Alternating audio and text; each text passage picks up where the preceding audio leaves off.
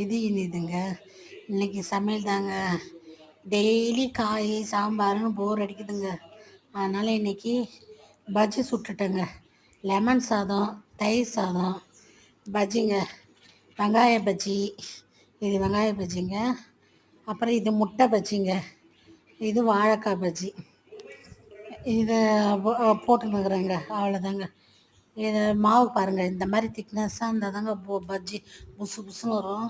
இது கடையில் வாங்கினது இல்லைங்க, வீட்டிலே தாங்க.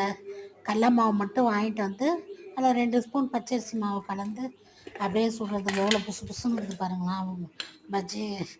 நம்ம நல்லா அரைச்சி, ஆமாங்க, வீட்டிலேயே கடல மாவில் கரைச்சி. கடையில் வாங்கினா என்ன இருந்தாலும் நம்ம வீட்டில் சுட்டு சாப்பிட்ற மாதிரி இருக்காதுங்க. ஆனால் இன்றைக்கி சிம்பிளாக லெமன் சாதம், தயிர் சாதம், பஜ்ஜிங்க. உங்கள் வீட்டில் என்னங்க இப்படிலாம் நீங்கள் ஒரு நாளைக்கு செய்வீங்களா?